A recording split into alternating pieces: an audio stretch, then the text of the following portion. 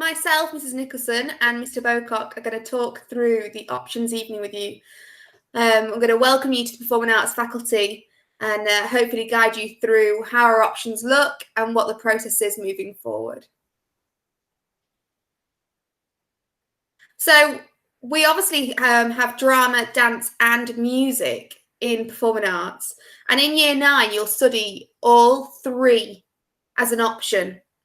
But we are looking at ways, because obviously some students might not want to do dance. We are going to look at the cohort of students we've got, and we might give you options to move forward, because we're not going to force everyone to do each subject if necessary. So in Year 9, there's three components for drama. There's devising, so creating. There's looking at certain play texts. At the moment, we're looking at Woman in Black and looking at different practitioners. For example, Brett, so breaking that fourth wall, being able to speak to the audience halfway through a performance. We're going to try and develop your skills in preparation for GCSE years. So when we do a drama assessment, you're assessed in 4 different areas. So the first part is being able to create and develop. So we might give you a stimulus or something to start from, and you'll go away and create and develop some materials that you can then perform and we can watch back. You also get marked in rehearsal process at GCSE level. So it's about making sure that you begin to focus and understand the importance of rehearsal and inputting your ideas and sharing your reasons why you want to do something or why you think something else would work. And then you'll also get, obviously, assessing your final performance and your evaluative skills. So you will have to do evaluation, which is why we focus so much on it in Year 8 orally. When you go on to study it, hopefully, if you pick it, because obviously you study all 3 in Year 9, but in Year 10, you'll get the option to pick dance, drama, music. I'm uncertain what the options layout will look out for your year group, but at the moment we do have some students studying all 3. So you'd start off with component 1, and you'd look at different practitioners, and you'd look at how they've developed certain performances, and you'd look at production roles within that. So we might even take you backstage and go, okay, who does what role? Do we look at the stage crew? So it's looking at how those pieces are put together collaboratively. Then component 2 is your skills. So you'll probably be given a set text, and you'll be asked to go away and rehearse. So you'll get marked on the rehearsal process, and you'll be asked to look at your skills and how you've developed them, and you'll do that in a written coursework, and you'll also perform. So we'll be filming your rehearsals, your workshops, and your performance to get that final mark. And then you have what's called component 3, responding to a brief. Now this is set by an external examiner, and they'll send you a stimulus, and you will have to go off from that stimulus, prepare some material, perform it, and evaluate it. So obviously there's lots of transferable skills in drama. So we're looking at confidence, teamwork, presentation skills, fitness, empathy, analytical skills, evaluative skills, and communication. And there's different courses and professions that you can go on from drama. Now, when you think of drama, you're not just thinking of acting. There are lots of other things that employees like to see you have drama, because you're able to have that confidence to speak in front of other people. So Miss Edsons actually would lead on drama. I know she's not here today, but she would lead on this, and it would be, there's other courses you can look at, which is art, media courses.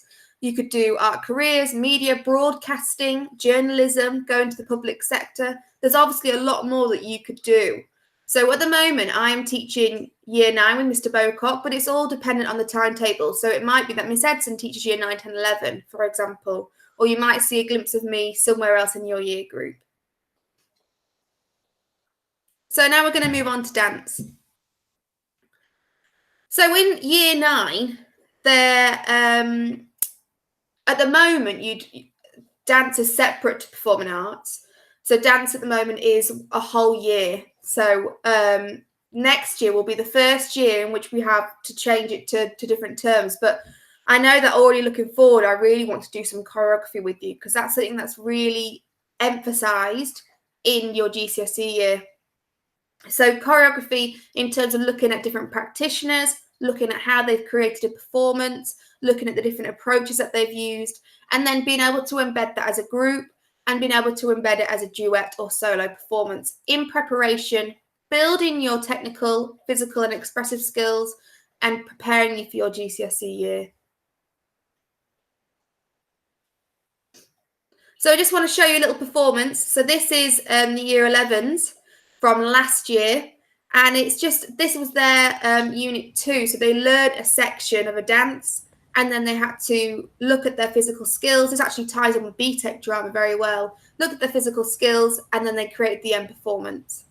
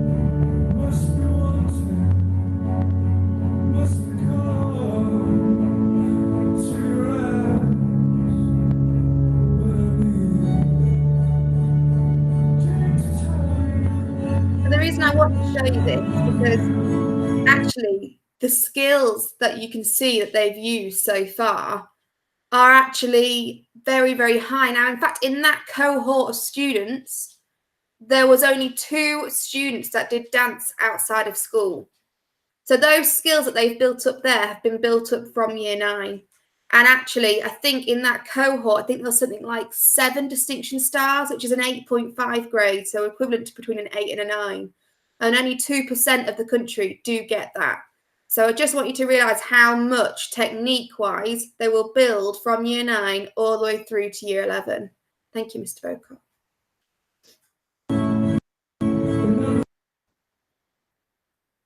So you are assessed on both the practical and written work in dance. It's actually a 50-50 equal weighting. So, however, in the unit, if, for example, you get a distinction in your practical and a pass in your written, because written's maybe not something that you're strong at, or vice versa, you get a distinction in your written and a pass in your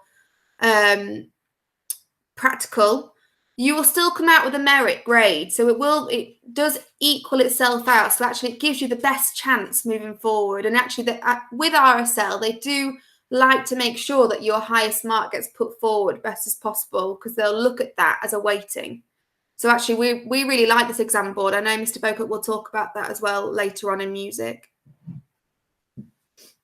So in RSL, like I've just said, so drama is obviously BTEC. So BTEC is a vocational qualification, and RSL is exactly the same as another vocational qualification. It's the equivalent to a GCSE. And actually in performing arts schools, they do prefer a vocational qualification. So if you're moving forward with that, this is the best way to go, because they like to see that you've had more experience of dancing, whereas we found recently in most years that GCSE is a lot more theoretical work than it is practical. So we would like to keep that practical element within performing arts. So, for example, you would do your live performance in Year 10. So that allows me to almost kind of give you more ideas, more guidance in terms of you get a longer time, I would say a longer period of time that I would expect for the live performance. And that's externally marked. So the examiner will have a look at your work and say, okay, these are the marks that I'm going to give you. And I would choose those groups. So actually I can lead what I would think would be best for you moving forward. Whereas when you come to do choreography in year 11, I'm hoping that by having that choreography experience and in those groups that I have put you in, you can then have your own ideas and your own interpretations ready to go off and do choreography. Because obviously in the live performance, I will kind of go through different practitioners that you might want to have a look at and help you devise that way. Obviously, I won't tell you what to do. I'll just be able to guide the lessons in a way that will hopefully move you forward. Whereas in choreography, you're very much on your own.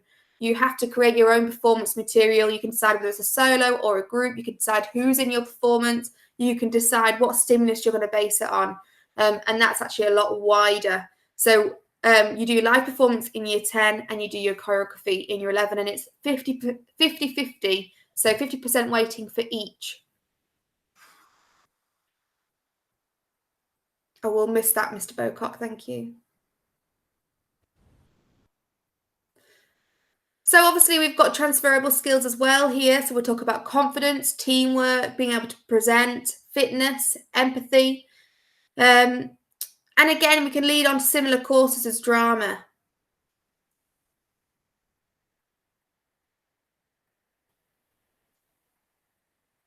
So I'm going to talk to you about the music course that we have on offer in Performing Arts at the Academy.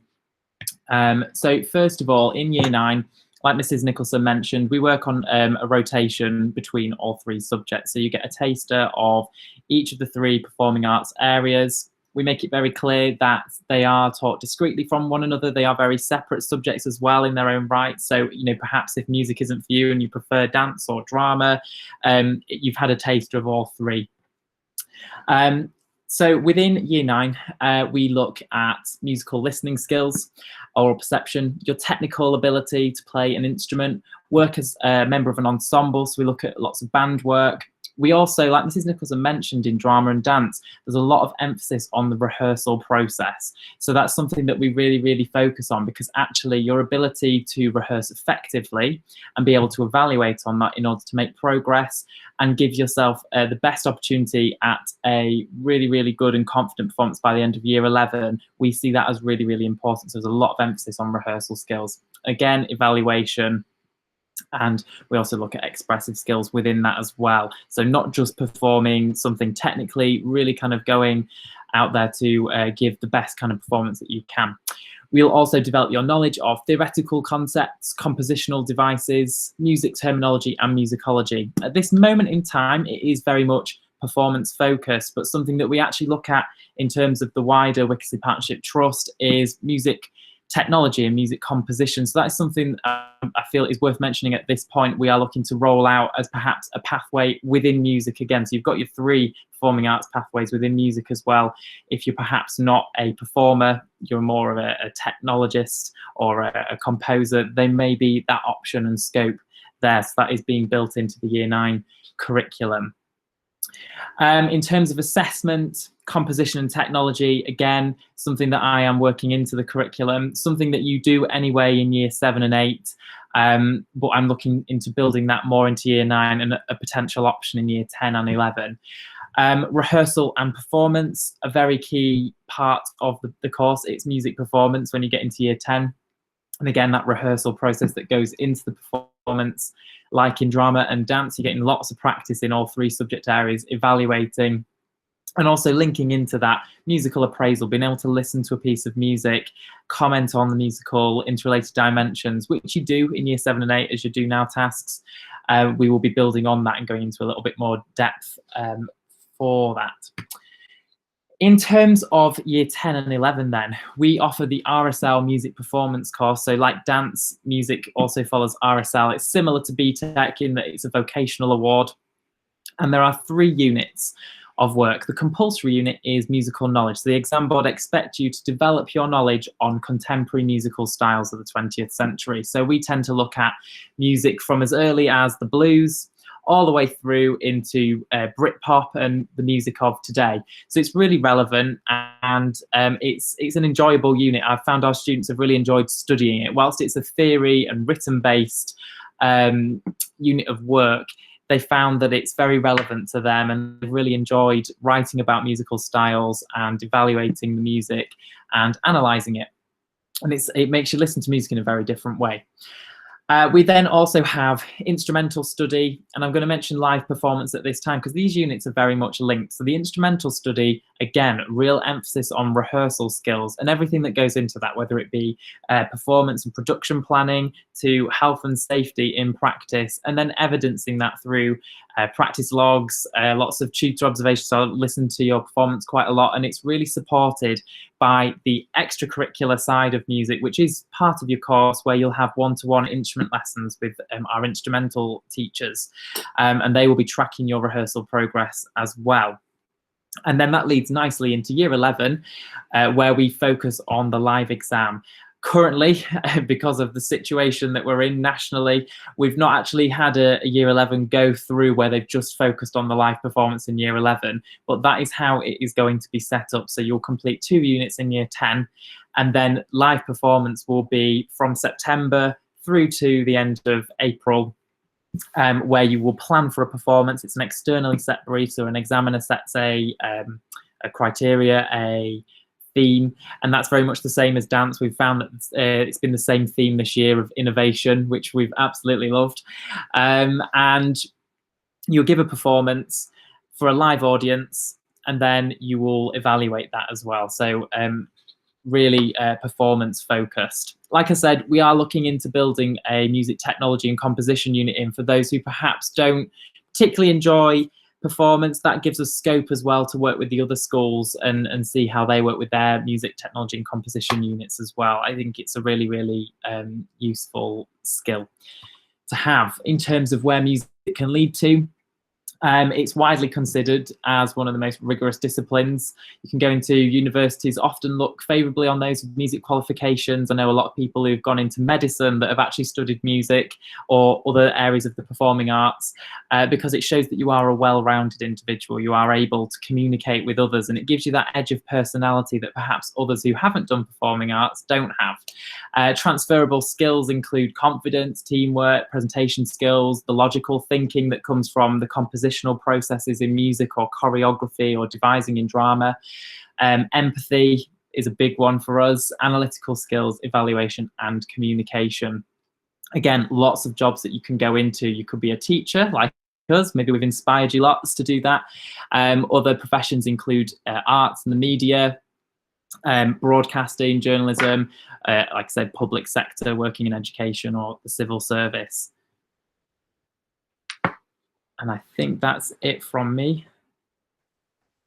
Well, just to reiterate from what you've just read through there and what we've just spoken to you about, as you can see, there's a lot of crossovers between us in terms of what we expect. So when you will always have creative, you will always have rehearsal, and you will always have performance and evaluation. These are real key elements that we have to look at in year 9 in preparation for year 10, and definitely building on those skills. So something that we as a team will be expecting is to have good attendance and engagement, performance and present regularly, complete homework regularly, get involved in extracurricular. We have a massive amount of extracurricular. Obviously this year we're just beginning to build back in. So we've got dance at Key Stage 3 at the moment on a Thursday, and I know we've got singing after school on a Wednesday, and those things have already been advertised out. But normally we'd have the school show, we'd have, you'd be able to go to more instrument lessons, you could have choir. I know that's Thursday Keyboard Club and things in the past, so that there's lots that you can come to. Bring kit and water for your lessons, because you will in all 3 need to make sure you're hydrating regularly. Work positively with all, and to be energetic, be present in the lesson, because the worst you can do is come in, and we know it's daunting, but if you step back, we don't know how good you are, and we need to see that. We need to see ready to prepare you for next year. So bring yourself forward and really have a go at everything we're asking you to do. So thank you very much for listening today. And if you've got any more questions, obviously you can speak to us. Thank you.